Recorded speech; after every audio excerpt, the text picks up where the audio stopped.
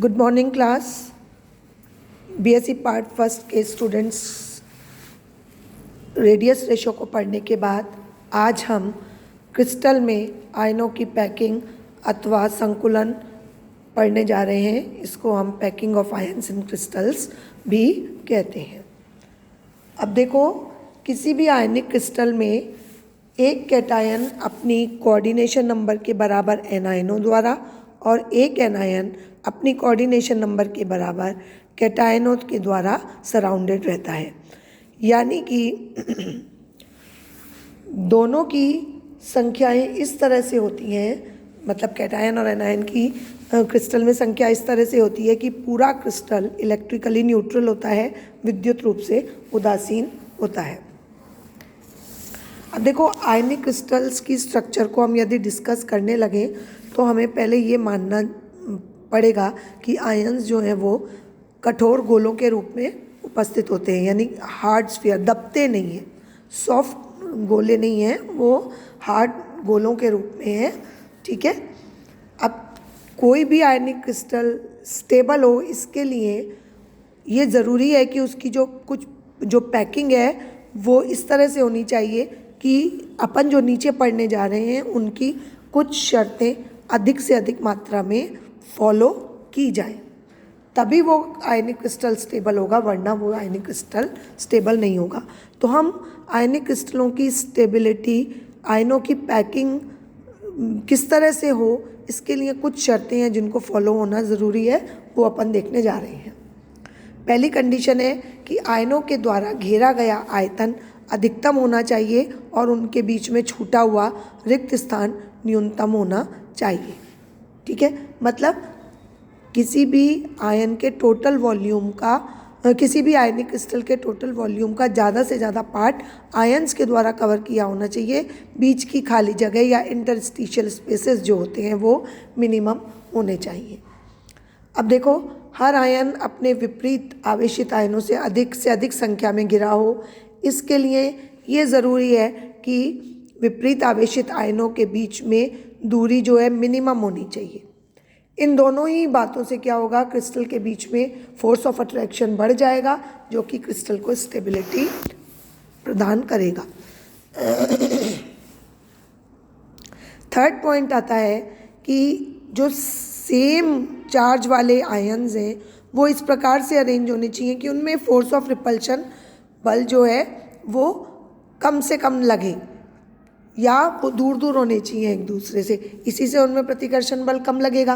प्रतिकर्षण बल कम लगने से क्या होगा कि उनके बीच में जो वो है ऊर्जा है वो भी कमी रहेगी, जिससे कि उनकी स्टेबिलिटी बनी रहेगी। यदि वो पास पास होंगे तो क्या होगा, फोर्स ऑफ रिपल्शन बढ़ेगा, बढ़ने से उनके बीच में एनर्जी भी बढ़ जाएगी, जिससे कि उसकी ओवरऑल स्टेबिलिटी कम हो जाएगी।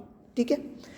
नेक्स्ट पॉइंट आता है कि पूरा क्रिस्टल विद्युत उदासीन होना चाहिए। ये अपन ने अभी पहले भी डिस्कस किया था कि पूरा क्रिस्टल विद्युत उदासीन हो। इस प्रकार से क्रिस्टल स्ट्रक्चर में आयनों की व्यवस्था होती है।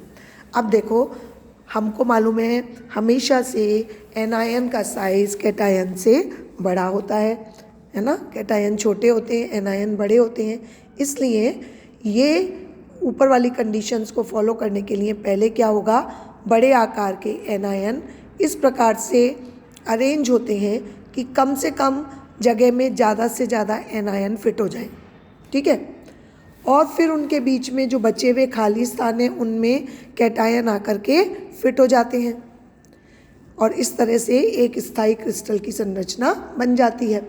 अब देखो, एनायन चूँकि बड़े हैं, पहले अरेंज होते हैं, तो इनके गोलों की पैकिंग दो तरह से पॉसिबल हो पाती है। पहली होती है स्क्वायर लैटिस के रूप में। तो अब इसको हम डायग्राम से समझेंगे कि स्क्वायर लैटिस में क्या होता है। इसमें बड़े गोलों की जो परपेंडिकुलर लाइंस हैं वो इस तरह की स्क्वायर लैटिस बनाती हैं। ये देखो, ये सारे ऐसे लंबवत शेप में लगे हुए हैं ना, इस तरह से व्यवस्थित हैं कि जो है गोलों की लंबवत लाइंस बनती जा रही हैं और इस प्रकार एक ये लैटिस बन गया। अब ये जो लैटिस बना है ना, इसमें देखो एक एनायन दूसरे एनायन की सरफेस से टच करता है, या हम ये कह सकते हैं प्रत्येक गोला दूसरे से चारों तरफ से दूसरे गोलों को स्पर्श करता हुआ दिखाई देता है। ठीक है, तो अब हम ये जो डायग्राम देखते हैं, इसमें देखो 3 3 6 3 3 9 एनायन हैं जो कि इस तरह से अरेंज हैं कि इनके बीच में जगह कम से कम छूटी हुई हो और अधिक से अधिक स्थान क्रिस्टल लैटिस में इन्होंने घेर रखा हो। अब देखो 2 एनायनों के बीच में जो स्पेस बची हुई है उसको हमने एक्स से मार्क किया हुआ है।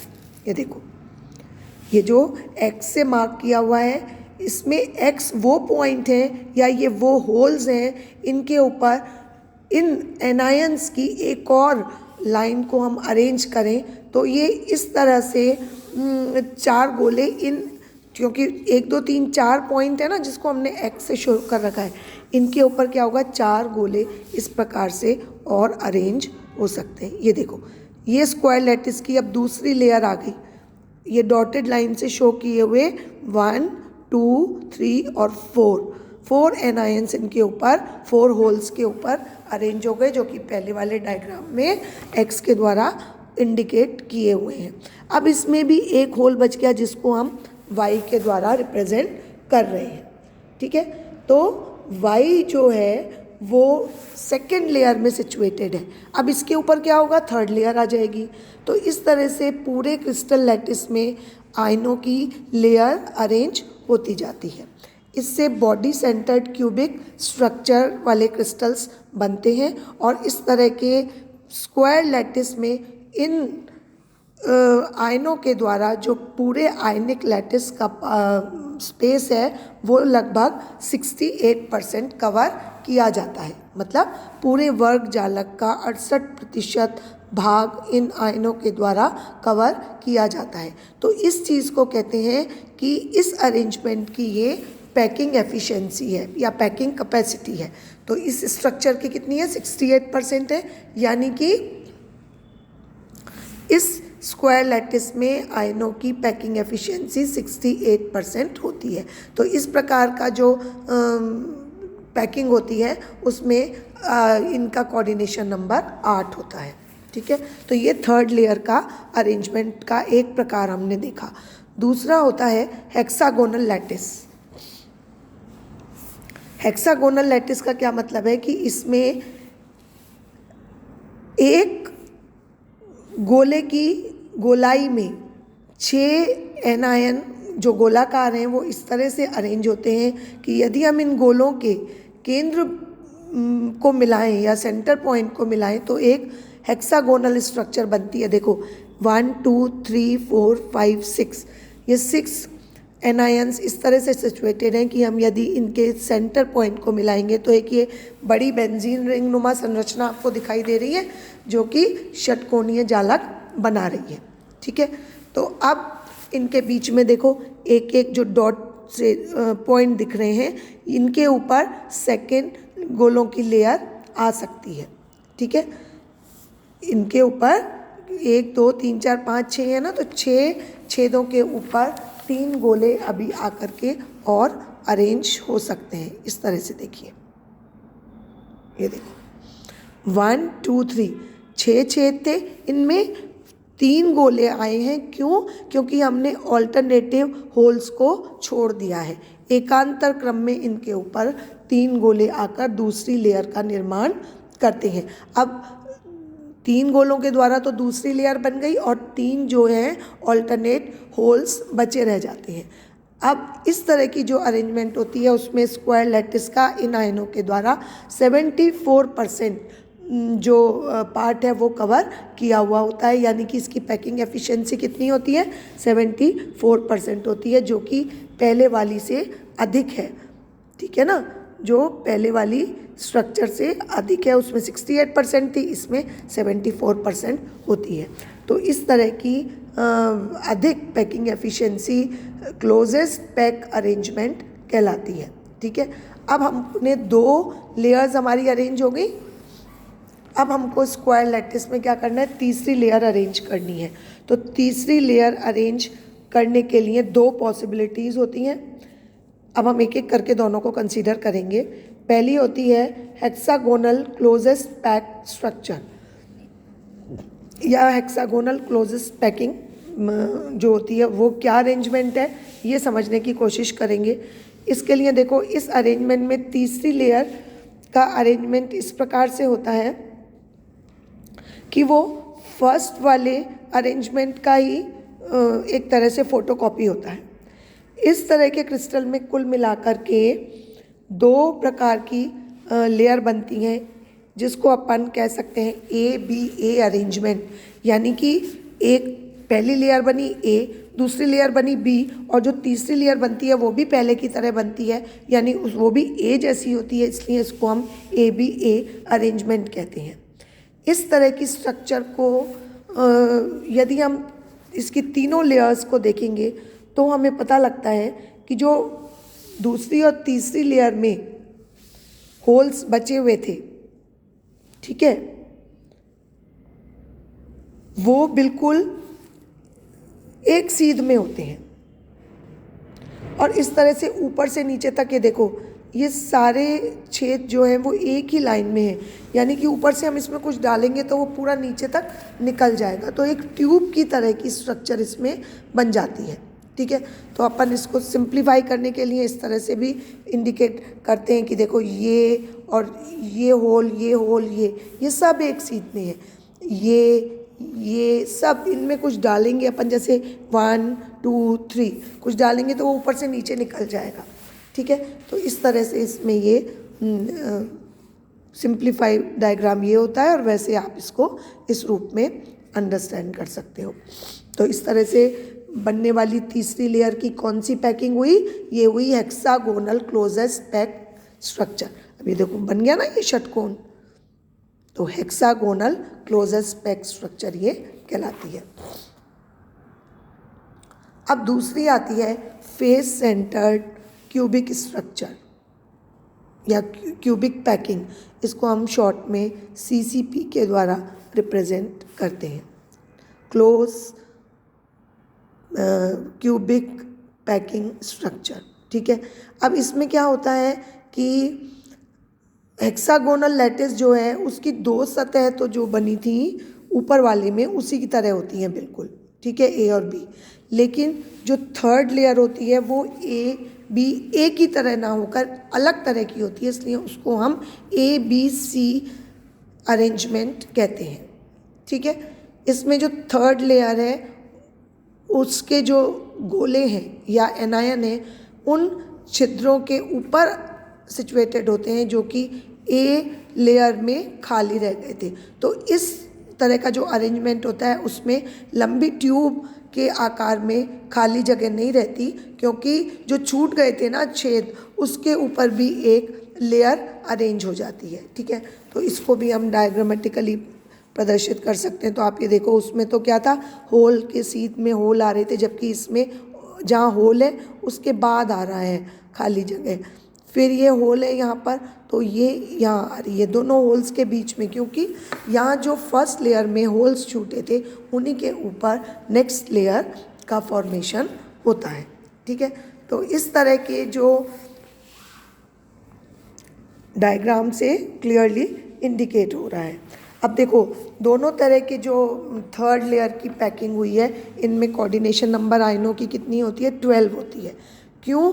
क्योंकि देखो 6 तो आयन इसी प्लेन में है, ठीक है ना, 6 तो आयन इसके इसी प्लेन में है, और इस प्लेन के ऊपर 3 और इस प्लेन के नीचे 3, तो 6 ये हो गए। तो टोटल 12 इसकी कोऑर्डिनेशन नंबर होती है। तो 6 आयनों से तो उसी तल में संपर्क में रहते हैं ये, और 3 से ऊपर और 3 से नीचे रहते हैं। अब देखो, जब इस तरह से एनायंस के बड़े गोलों की पैकिंग हो गई तो फिर क्या होता है, फिर उनके बीच में जो इंटरस्टिशियल स्पेसेस या छेद थे जिनको हमने रिप्रेजेंट किया था, उनमें छोटे साइज़ के कैटायन जो हैं वो आकर के फिट हो जाते हैं, ठीक है। इस तरह से क्रिस्टल स्ट्रक्चर की फॉर्मेशन हो जाती है। अब एनायनों की गोलों की जो पैकिंग होती है ना, उसमें हमने देखा था ना छेद बन रहे जिन्हीं के ऊपर दूसरी लेयर आ रही है, तीसरी लेयर आ रही है। तो इस तरह से एनायनों की पैकिंग होते समय 3 तरह के होल्स बनते हैं। इस पे शॉर्ट नोट पूछ लिया जाता है, तो आप इसको ये ज़रूर से समझेंगे कि टाइप्स ऑफ होल्स क्या होते हैं। तो 3 तरह के होल्स होते हैं, 3 प्रकार के छिद्र इनमें बनते हैं। पहला होता है trigonal holes. First is trigonal holes. देखो, जब ये 3 गोले आपस में टच करते हैं तो बीच में एक त्रिभुजाकार छिद्र बन गया ना, तो ये त्रिकोणीय छिद्र होते हैं। दूसरे होते हैं टेट्राहेड्रल होल्स। अब देखो, जब 4 गोले परस्पर इस प्रकार से एक दूसरे को टच करते हैं तो उनके बीच में बनने वाला, ये बीच में टेट्राहेड्रन दिख रहा है ना आपको, तो ये एक होल है जो कि टेट्राहेड्रन फॉर्म में बन रहा है। तो ये होते हैं टेट्राहेड्रल होल्स। नेक्स्ट आते हैं ऑक्टाहेड्रल होल्स। इसमें क्या होता है कि इसमें यदि 3-3 की 2 लेयर में 6 बड़े गोले ऑल्टरनेटिव अरेंजमेंट में लगे हुए हों तो क्या होगा कि उनके बीच में बनने वाला होल जो होगा वो ऑक्टाहेड्रल होगा। अब देखो, ये आपको यहाँ डायग्राम थोड़ा क्लियर नहीं है, आपको देखो दिखेगा, इसमें आप 3 गोले, एक ऊपर अकेला और नीचे 2 ऐसे बना लो और फिर उल्टा कर दो इसको कि ऊपर वाले के साथ में डॉटेड लाइन से 2 गोले बना दो और एक नीचे बना दो। अब उनके सेंटर्स को आप मिलाओगे ना तो आपको क्या मिल जाएंगे, 2 त्रिभुज मिल जाएंगे, यानी एक स्टार की आकृति मिल जाएगी जिसमें 6 पॉइंट्स होंगे जो कि ऑक्टाहेड्रल ज्योमेट्री की शेप में होल्स को रिप्रेजेंट करते हैं। तो इस तरह से 3-3 की 2 सतह में 6 यदि बड़े गोले ऑल्टरनेटिवली जुड़े हुए हों तो बीच में बनने वाला होल जो होता है वो ऑक्टाहेड्रल होल होता है। ठीक है, तो ये थी हमारे अरेंजमेंट ऑफ आयंस, यानी कि packing of ions and types of holes. तो ये चीज़ आपको समझ में आ गई होगी। नेक्स्ट अपन देखेंगे limitation of radius ratio. Thank you.